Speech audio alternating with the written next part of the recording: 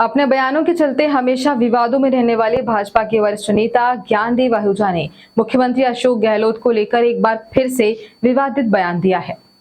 उन्होंने कहा कि मुख्यमंत्री अशोक गहलोत अपनी लंगोट संभाली, उनके मंत्री लगातार बयानबाजी कर रहे हैं तो कुछ मंत्रियों व सचिन पायलट ने अशोक गहलोत के खिलाफ मोर्चा खोला है। अशोक गहलोत प्रधानमंत्री नरेंद्र मोदी को लेकर बयानबाजी कर रहे हैं, उनको कांग्रेस पर ध्यान देना चाहिए। बता दें कि नू की घटना को लेकर ज्ञानदेव आहूजा ने अपनी ही सरकार का फेलियर बताया है। उन्होंने कहा कि प्रदेश सरकार का फेलियर रहा, इसलिए इतनी बड़ी घटना हुई। साथ ही उन्होंने कहा कि आगामी लोकसभा चुनाव में अकेली भाजपा 400 के पार होगी तो प्रदेश में भाजपा की सरकार बनेगी। छात्रों पर सरकार ने करवाया लाठीचार्ज। गोरखा में हिंदूवादी मुद्दों पर विभाग बोलने वाली भाजपा के वरिष्ठ नेता व रामगढ़ के पूर्व विधायक ज्ञानदेव आहूजा ने कहा कि प्रदेश सरकार ने जयपुर में छात्रों पर डंडे बरसाए हैं। इस घटना में 17 लोग घायल हुए हैं। अब प्रदेश के मुख्यमंत्री ने कहा कि प्रदेश में छात्र संघ चुनाव नहीं होंगे। दरअसल प्रदेश सरकार को डर है कि छात्र संघ चुनाव में एबीवीपी की जीत होगी व एनएसयूआई हर, इससे प्रदेश सरकार की बदनामी होगी। बीते चुनाव में जोधपुर से एनएसयूआई हार गई थी। उन्होंने कहा कि छात्र संघ चुनाव से युवाओं में नेतृत्व की क्षमता होती है। प्रदेश सरकार में कई मंत्री विधायक रहे जो छात्र राजनीति से निकल रहे हैं। अशोक गहलोत को लेकर कही बड़ी बात। ज्ञानदेव आहूजा ने प्रदेश के मुख्यमंत्री अशोक गहलोत को लेकर भी विवादित बयान दिए। उन्होंने कहा कि प्रदेश के मुख्यमंत्री अशोक गहलोत की लंगोट ढीली है। उनके विधायक मंत्री अपनी ही सरकार के खिलाफ विवादित बयान देते हैं। भरत सिंह व सचिन पायलट सहित तमाम नेता मुख्यमंत्री अशोक गहलोत के खिलाफ धरना दे चुके हैं। प्रदेश में उन नेताओं को प्रभारी बनाया जाता है जो अपने क्षेत्र में पूरी तरह से फेल है। फिर चाहे अजय माकन हो या हाल ही के प्रभारी हो, इनका पंजाब में कोई वजूद नहीं है और राजस्थान में इनको प्रभारी बनाया गया। अजय माकन दिल्ली में हार गए और राजस्थान में उनका प्रभारी बनाया गया है। अशोक गहलोत ने उनकी बेइज्जती, उनको प्रदेश से भेजो। भाजपा पर करती है जनता विश्वास। मुख्यमंत्री अशोक गहलोत को अपने विधायक व मंत्रियों पर ध्यान देना चाहिए। वह देश के प्रधानमंत्री के खिलाफ बयानबाजी कर रहे हैं। भाजपा वह पार्टी है जिस प्रदेश की जनता ने विश्वास जताया है, इसलिए लगातार भाजपा की सरकार बन रही है। वहीं नू की घटना को लेकर ज्ञानदेव आहूजा ने कहा कि वहां प्रदेश सरकार का फेलियर रहा, इसलिए इतनी बड़ी घटना हुई। सरकार को समय रहते ध्यान रखना चाहिए था। हालांकि अब सरकार की तरफ से बेहतर कदम उठाए जा रहे हैं।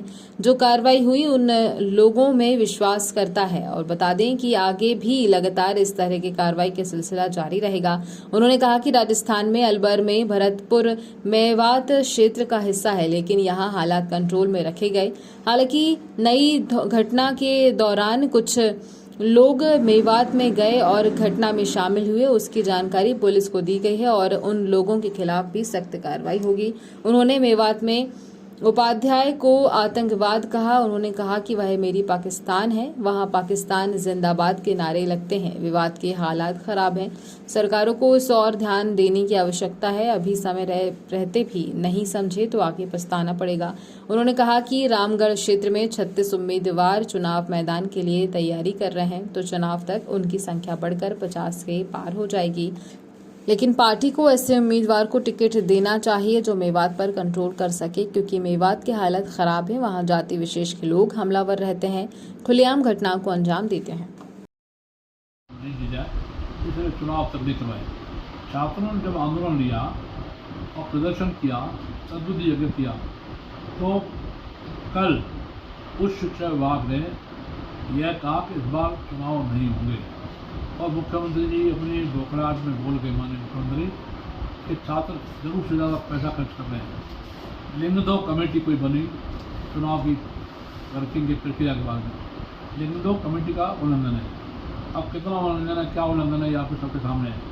तो चुनाव नहीं करवाने का तय किया उच्च शिक्षा विभाग ने और साथ में मुख्यमंत्री ने यह भी कहा कि उच्च शिक्षा राज्य मंत्री श्री राजेंद्र यादव जो विधायक हैं फुटबॉल से, वो तय करेंगे। वो क्या तय करेंगे, तय तो आप करोगे।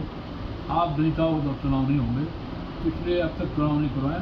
ये सरकार की हड़गर्मी है, बेशर्माई है और दयनीय स्थिति है। मैं इसको दयनीय कहूँगा और विभत्स स्थिति है कि छात्र संघ चुनाव होता है तो छात्र पहली सीढ़ी है राजनीतिक और सार्वजनिक, धार्मिक और सामाजिक नेतृत्व करने का। जो कॉलेज में विश्वविद्यालयों में अध्यक्ष चुने जाते हैं वो सामाजिक, धार्मिक या राजनीतिक या इस तरह का नेतृत्व करते हैं। हम लोगों ने देखा है हमारे राजस्थान में कार्यक्रम खराब है या प्रताप सिंह काजिया मंत्री हैं, वर्तमान पूर्व वर्तमान के मंत्री हैं, और भी कई हैं जो अध्यक्ष रहे हैं।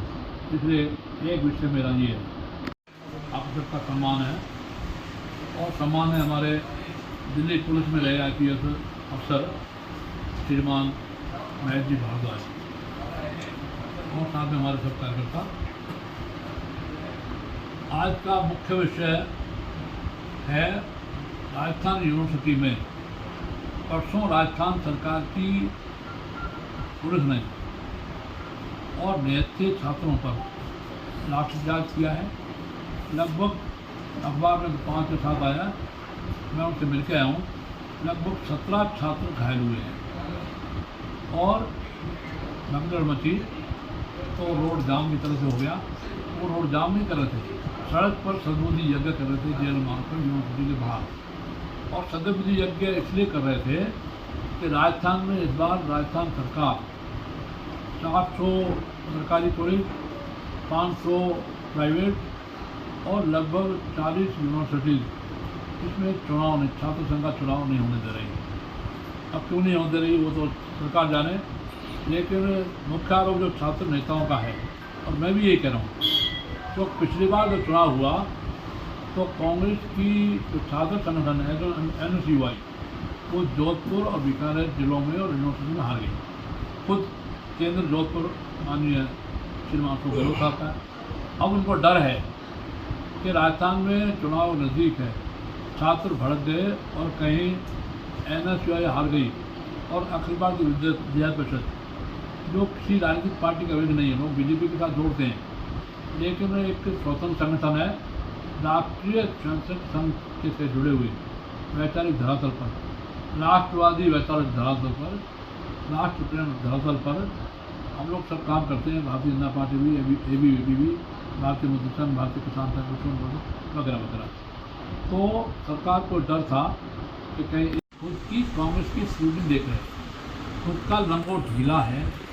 कभी उनके खिलाफ हमारे वरिष्ठ विधायक श्रीमान भरत सिंह जी बोलते हैं, कभी मंत्री श्रीमान हेमाराम जी चौधरी बोलते हैं, तो कभी सचिन पायलट ने भारी आंदोलन लिया और तब तक चुप नहीं हुआ जब तक और उनको डांट नहीं पड़ी।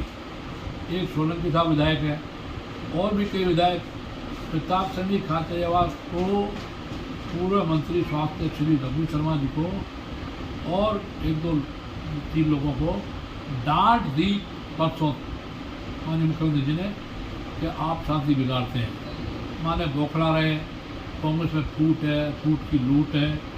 ऐसे देश को लूटा है इन्होंने 70 साल देश को लूटा, ऊपर कांग्रेस के नेता लूटे हैं और नीचे कार्यकर्ता लूटे हैं। ये लूटमार वहाँ पर है और बाजारूपन है। अब माननीय मुख्यमंत्री जी ने आरोप लगाया माननीय श्री नरेंद्र मोदी जी पर कि BJP में बगावत है और BJP के नेता अब धीरे धीरे मोदी जी के खिलाफ हो गए हैं। जनता में पहले मोदी जी के साथ गिरी है। अरे जनता में साख है तब तो तुम 400 से 40-44 पर आ गए और BJP 2 से लेकर के और 300 से ऊपर चली गई है और NDA 350। और अब मेरा दावा है कि अकेली BJP 400 से ज़्यादा सीटें ला रही है 2024 में। इतना जनता का विश्वास है, इतना जनता की श्रद्धा है, क्योंकि माननीय मोदी ने जो काम किए हैं उन कामों को गिनाने की जरूरत नहीं है। वंदे भारत ट्रेन हो या राम जन्मभूमि का मंदिर का बनना है। बात रामगढ़ में राजनीतिक कार्यकर्ता, सार्वजनिक कार्यकर्ता या नेता और अभिनेता लोगों को लगा कि ज्ञानदेव जी का टिकट भी कर सकता है, ज्ञानदेव जी का टिकट भी कर सकता है। तो इस बार बाढ़ आ गई वहाँ उम्मीदवार, तो सबका स्वागत है, सबका स्वागत है। लोग जो है तो भी फार्म कर सकता है। एक रिटायर्ड CBI के IG साहब भी हैं, तो एक बहुत बड़े ठेकेदार टेंडर लेकर के टीका लेते हैं, रोड पर टोल टूट होता है। और भी बड़े अच्छे प्रभावशाली लोग हैं, सुपन से पुराने उम्मीदवार भी हैं, कई लोग हैं, सबका स्वागत है। इस बार लोगों को हिम्मत ज़्यादा पड़ गई कि ज्ञानदेव जी का टिकट फाड़ लो, हमारा भी कट गया, इसलिए वहाँ है। अब आपने चाचा भतीजा का, तो आप बताइए, जब मैं बाकी को इंद्रजीत सिंह को नहीं रोक रहा, सुकम को नहीं रोक रहा, मैं नगराज शर्माजी का को नहीं रोक रहा, मैं और आगे करने रखूँ, तो मेरा भतीजा भी अगर चुनाव लड़ना चाहता है तो लोकतंत्र में मैं उसको कैसे मना करूँ? वो बालिग है, 45 साल का है, वो योग्य है, हिंदुओं के लिए काम करता है, हिंदू रक्षा में काम करता है, मेरी लाइन पर ही, लेकिन उसने विषय बदला। पाकिस्तान से आने वाले, अफगान से आने वाले, बांग्लादेश से आने वाले हिंदुओं को, शरणार्थियों को संरक्षण, विस्थापितों को बसाना, उनको भक्ति दिलाना, आर्थिक मदद करना, नौकरी लगाना, मेरे से भी बड़ा काम वो कर रहा है। वो विश्व हिंदू परिषद से राष्ट्रीय स्वयंसेवक संघ का जो वैचारिक धरातल पर हिंदुओं के लिए काम करता है, राष्ट्रीय में अंतर्राष्ट्रीय संघ, विश्व हिंदू परिषद और बजरंग दल से वो जुड़ा हुआ है।